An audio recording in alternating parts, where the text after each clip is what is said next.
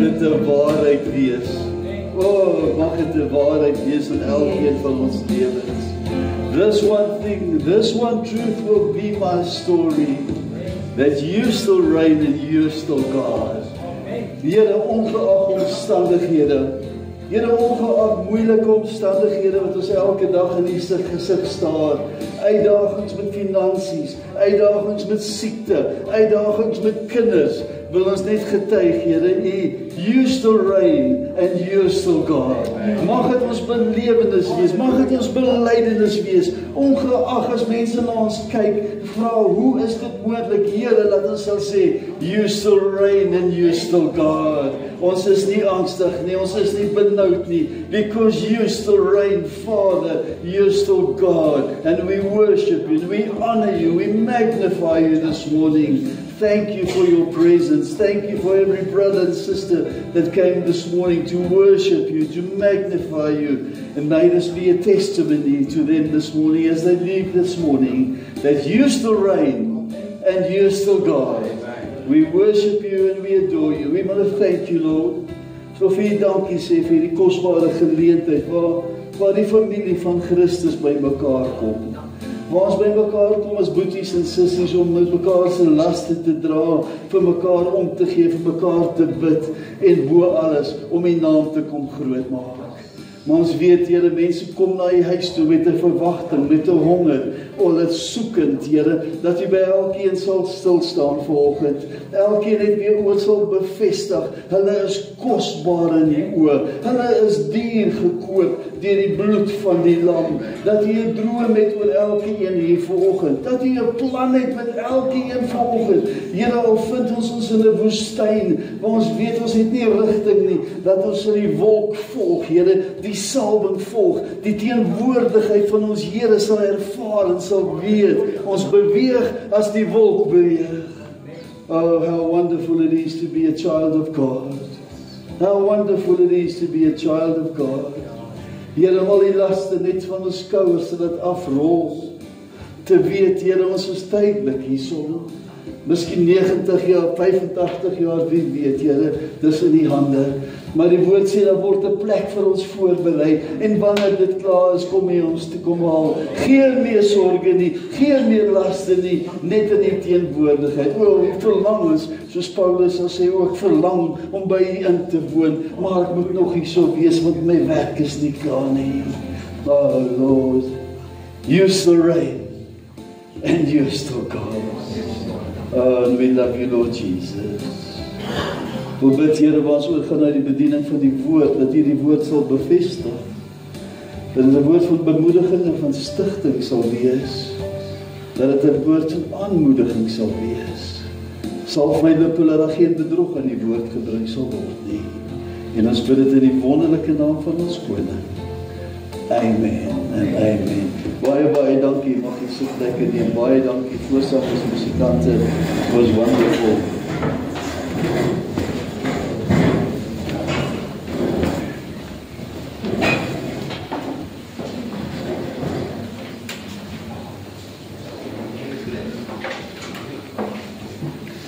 Die tema van vanoggend se woord is swem, Janie, swem.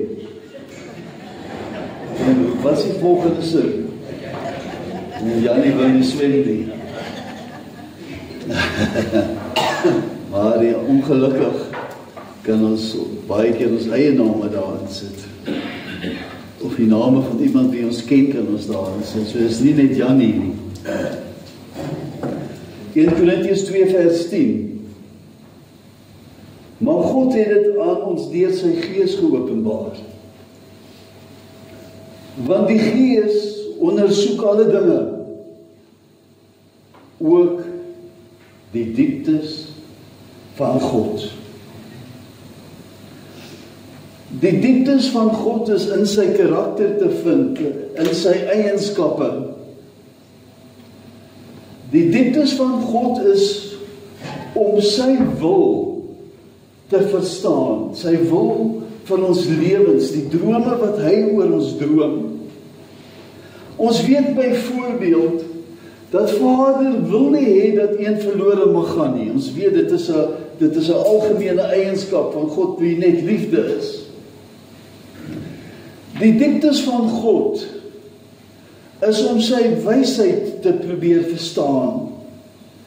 Met ander woorde, hoe kan ons as mens die diepte van die hemelse Vader ooit verstaan uit ons eie uit?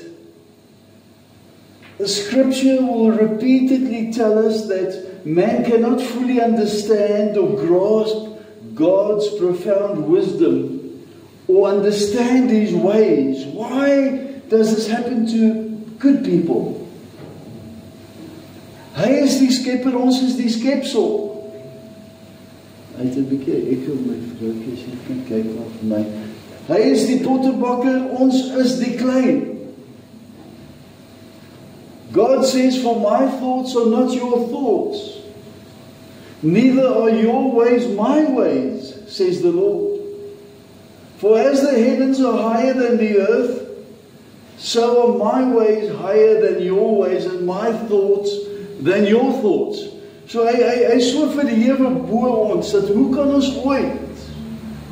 ooit sê ons verstaan ons hemelse Vader? If we think of the life of Job, you remember some time ago we preached about Job. If we think of the life of Job, where he wanted his day in court, where he could defend himself and prove his innocence. He was so convinced that he was the victim and he needed a day in court to prove his innocence. But then we know that God asked him a couple of questions, and Job realized that he actually knew nothing, that he is actually clay in the potter's hand. Job 38 vers 3.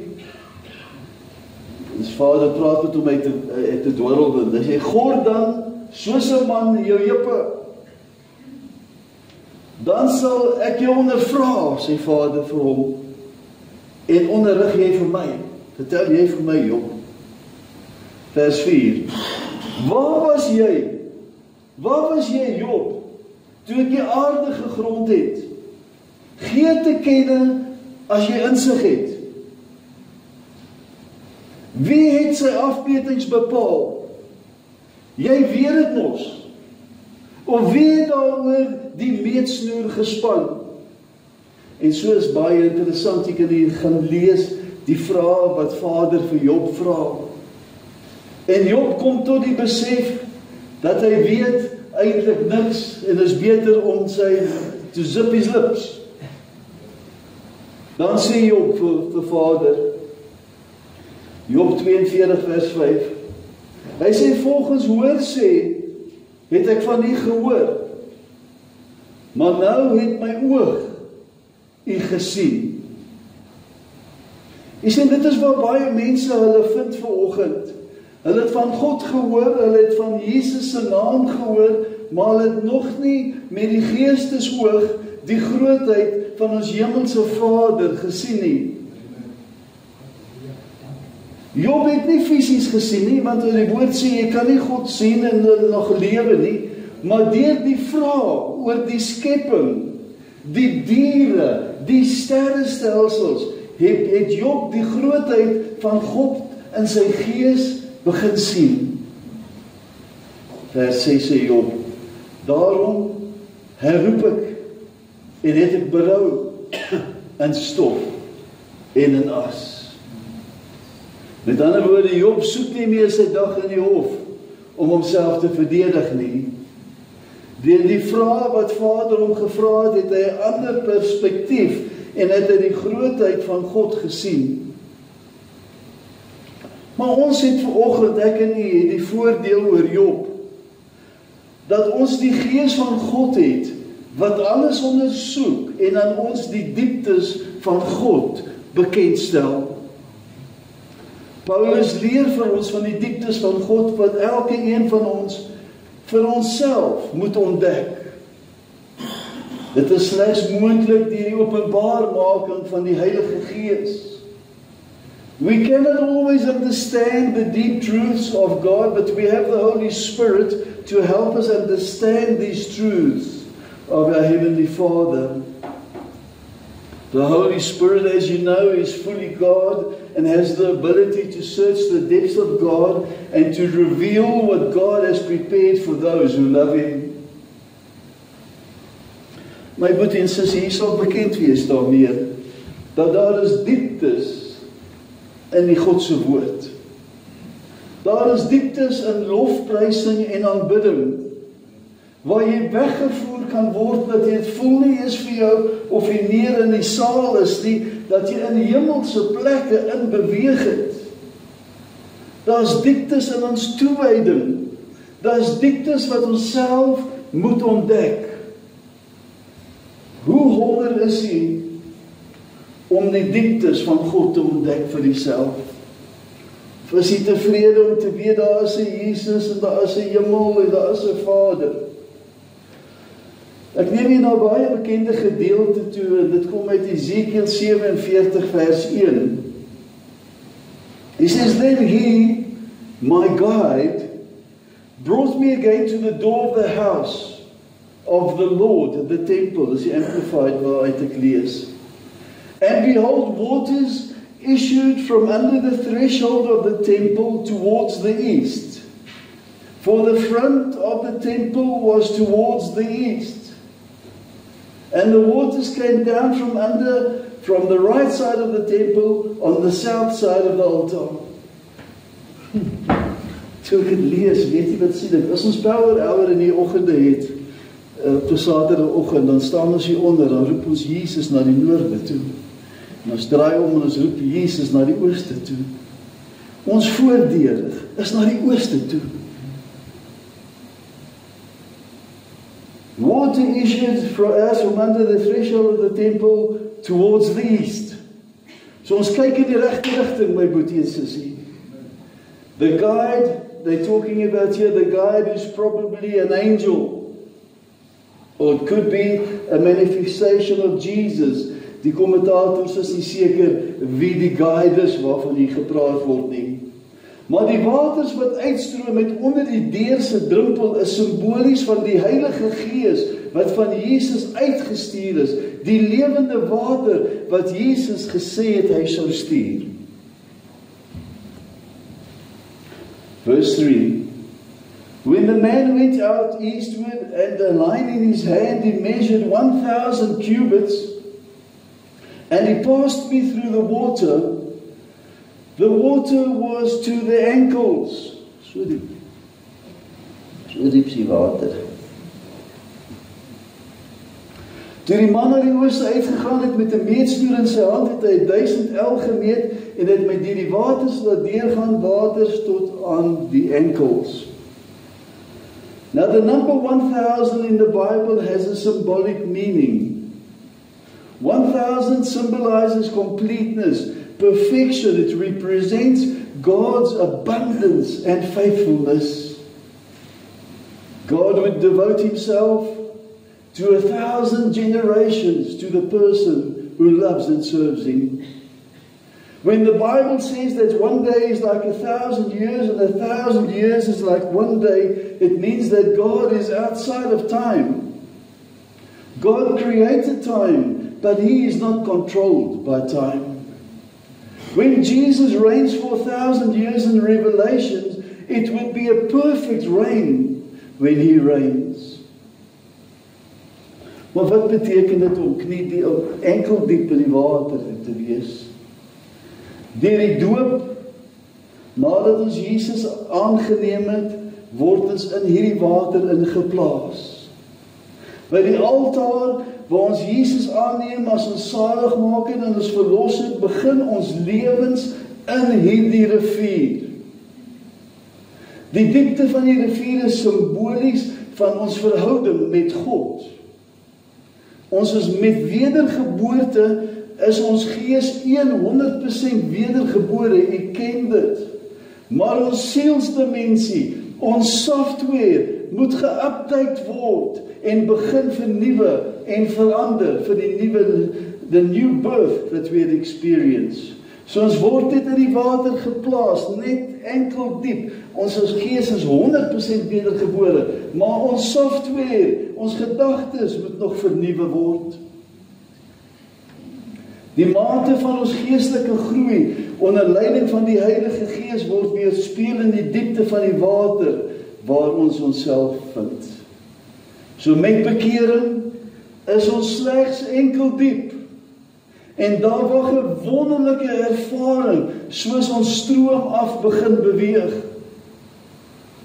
Net na ons bekering vind ons onsself enkel diep. Hier ons is gered, verseker ons is gered, maar ons is op pad hemel toe.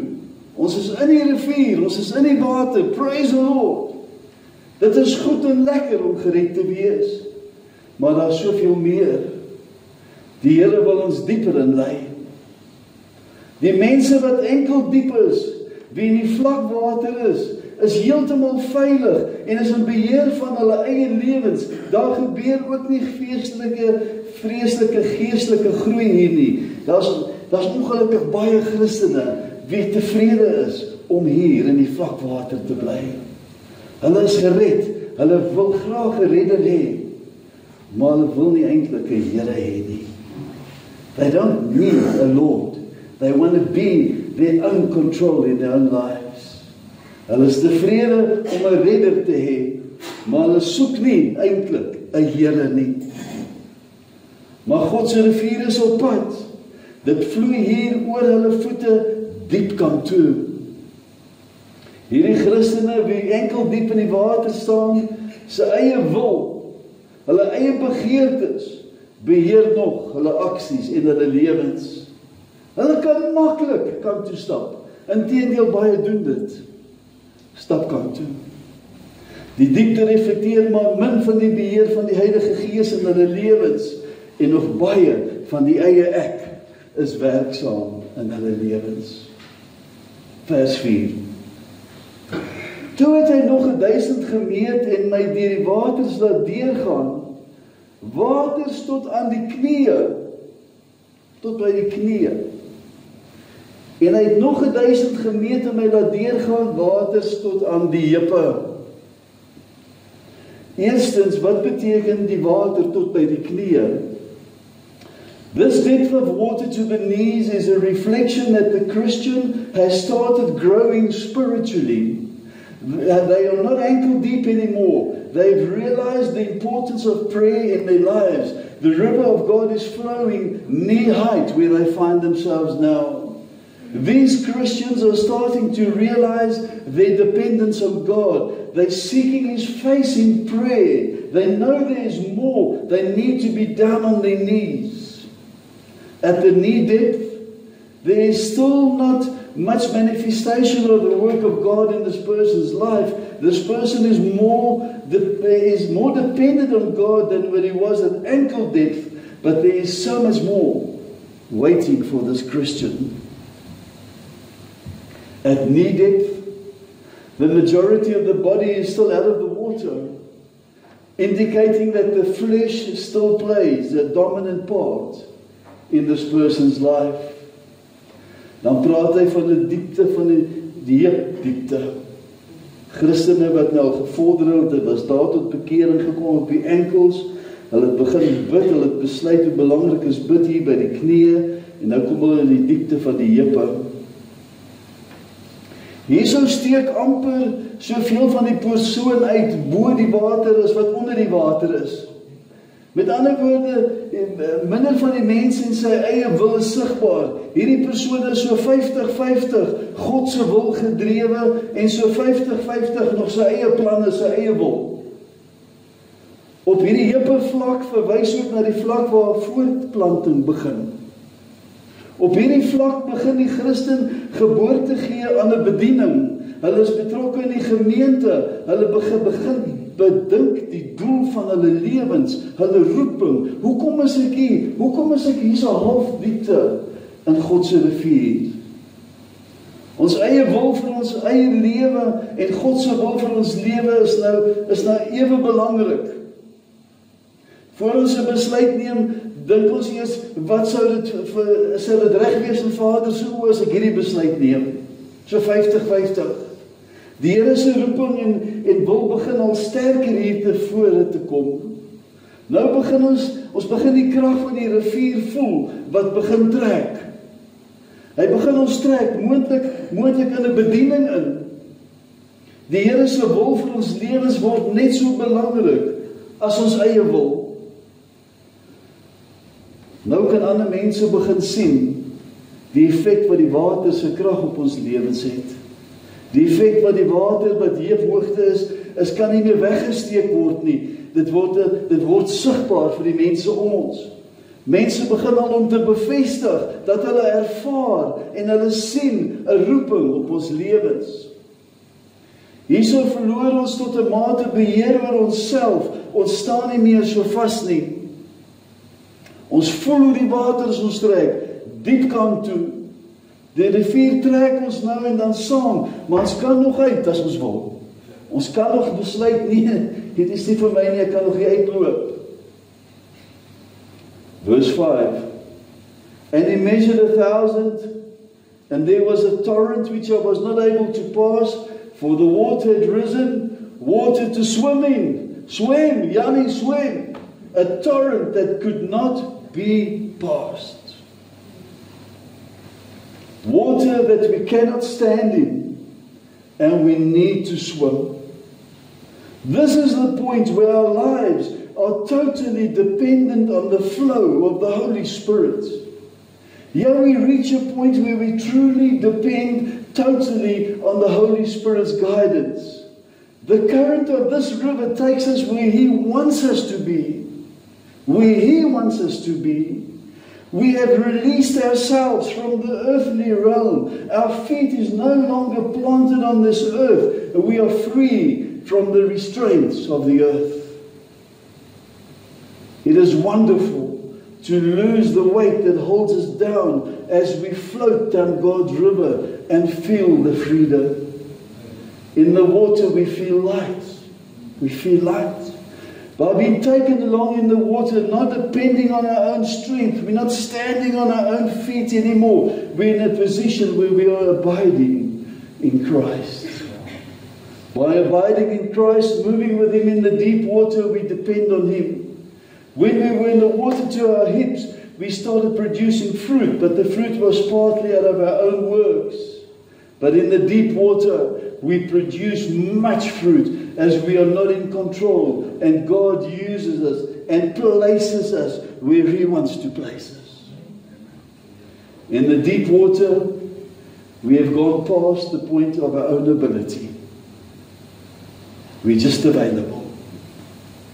In the deep water, fruit is produced out of our own relationship with God and not out of our own efforts. Everything is about Jesus and nothing about ourselves. We have lost our footing on the earth. Every day becomes a mission that He sends us on. We have loosened ourselves from earthly desires. We have crucified the flesh. Yet God carries us and He sustains us. We do not depend on our own plans anymore, our own ideas, but we live surrendered lives to God. We depend fully on the leading and the power of the Holy Spirit. Hier het ons eie wil oorgegee. Ons het die wil van die Heilige Gees, die wil van God, ons eerste prioriteit gemaak. Ons is tevrede om te gaan waar God wil hê ons moet gaan. Johannes 15:5 sê, ek is die wynstok, julle is die dote. Wie in my bly en ek in hom, hy dra veel vrug. Want sonder my kan julle niks doen nie. Now a fair question would be to ask, why should I want to go into the deep water? Why? Why should I go to the trouble and go and float in the deep water? Why can't I just stay here where it's ankle deep, where it's nice and safe, I can walk out when I want to? Or why can't I just stay here where it's knee deep and I'll pray, but I can still get out if I need to? Or when I'm waist deep, where it's 50-50, I'm considering what God wants me to do, and then I'm still deciding and I can still get out. Why should I get in over my head? The Christian in the deep water bears much fruit. God gets the glory. John 15 verse 8. In this my Father is glorified, that you bear much fruit. The Christian in deep water has all his prayers answered, as he prays according to the will of God. Verse John 15:7, if you live in me, abide vitally united to me, and my words remain in you and continue to live in your hearts, ask whatever you will and it shall be done for you. Dis waar daai kind van die Here lewe. The Christian in deep water will have a life filled with joy. Johannes 15:11. Dit het ek vir julle gesê, dat my blydskap in julle kan bly en julle blydskap volkome kan word. Die Christen in diep water sal nie beskaamd wees met Jesus se terugkeer nie. 1 John 2:28, en nou my kinders, bly in hom, sodat ons vrymoedigheid kan hê wanneer hy verskyn en nie beskaamd van hom weggaan by sy wederkoms nie. Die Christen in diep water leef nie in sonde nie. Johannes 3:6, elkeen wat in hom bly, sondig nie. Elkeen wat sondig het hom nie gesien en hom nie geken nie. Hoe bereik ons in die diep water? Yes, ons wil graag in die diep water. Diep water is nie geheim, wat net vir sommige mense bestem is nie. Elke liewe een van ons is bestem om diep waters te beweeg. As jy in die rivier van bekering geland het, enkel diep is your destination diep water toe. Dis nie net vir sekere mense nie. Inteendeel, dis niks diep nie. Diep water word bereik deur gebed en Bybel lees. Diep water word bereik deur lofprysing en aanbidding. Diep water word bereik deur danksegging. Diep water word bereik deur betrokkenheid, uitreike, aanhoudende bewus te wees van die teenwoordigheid van die Here in ons lewens. Ek gaan dan na vers 6 toe, Ezekiel 47 verse 6. And he said to me, Son of man, have you seen? Het jy opgelet? And he led me and caused me to return to the bank of the torrent. En hy het vir my gesê, hierdie waters vloei weg na die oostelike landstreek en loop in die vlakte af en gaan na die see. In die see word dit uitgelei, sodat die waters daarvan gesond kan word. Vers 9, en al die lewende wesens wat verwemel, oral waar die dubbele stroom kom, sal lewe. Daar sal 'n menigte visse wees, omdat hierdie waters daarheen gekom het. Omdat hierdie waters daarheen gekom het. En die water sal gesond word, en alles sal lewe, waar die stroom kom. My brother and sister, this water flows into the Dead Sea, and brings new life. Where the deep water flows is the beginning of change. The Christian that is in the deep water is carried along, and he becomes the instrument in the change that this river brings.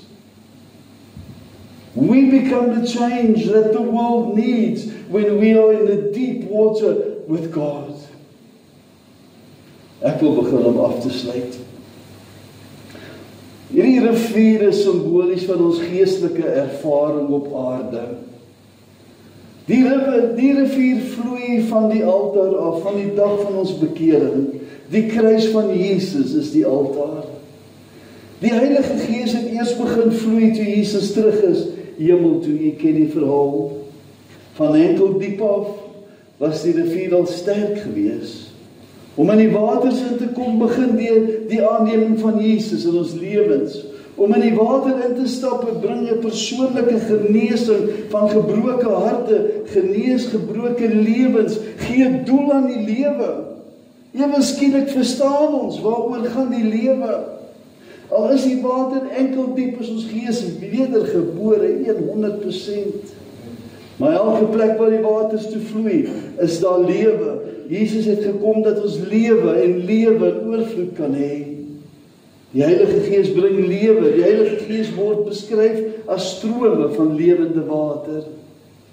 In die diep waters is God in beheer. Hy lei ons na waters waar rus is. Hy kyk uit vir ons in die diep water. En hy sal aanhou om aan u te trek en met u te gesels al die tyd totdat ons begin swem. Jy sien my boetie en sussie, ons praat baie oor herlewing in die kerkewêreld. Herlewing kom wanneer die mense in die rivier inkom, al is dit net enkeldiep. Herlewing kom wanneer hierdie enkeldiep Christen kniediep in die water is. Herlewing kom wanneer hierdie kniediep Christen heupdiep in beweeg het. Herlewing kom wanneer die heupdiep Christen oorgee en let go, en let go. Herlewing in dieper water is vir ons almal beskore. Swem, Jannie, swem. Swem.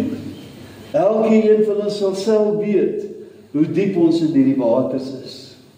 Ons weet wat Vader ons wil hê. Hy wil ons in die diep water hê, waar ons die verandering kan wees wat die wêreld nodig het, deur Jesus saam in die diep water. Amen en amen. Kom ons bid net saam. Here, dankie vir die waarhede van die woord. Here, ek weet dat elke boetie vanoggend en elke sussie vanoggend self ondersoek instel. En elkeen dat u die Heilige Gees sal openbaar waar elkeen in hulle lewens reis met u is. Here, die persoon in enkeldiep water is nie verkeerd nie. Die een in kniediep water is nie verkeerd nie. Die een in heupdiepte is nie verkeerd nie. Maar dit is nog 'n proses van beweging na die diep waters toe. O, help ons Here dat ons daai visie sal hê van diep water oorgegee aan ons koning. O, wonderlike plek om te wees in die wil van ons Here. Dankie Here dat elke persoon persoonlik hierdie saak sal deurdink en sal deurwerk en met u 'n gesprek sal hê daaroor. Sal weet waar hulle hulp nodig, waar hulle nodig om dieper te beweeg. Dankie dat u so awesome, gentle God is. So gentle, so mooi met ons werk. Met ons so met liefde werk, ons so met liefde aanmoedig. Neem nog 'n tree. Kom nog 'n bietjie dieper. Kom nog 'n bietjie nader.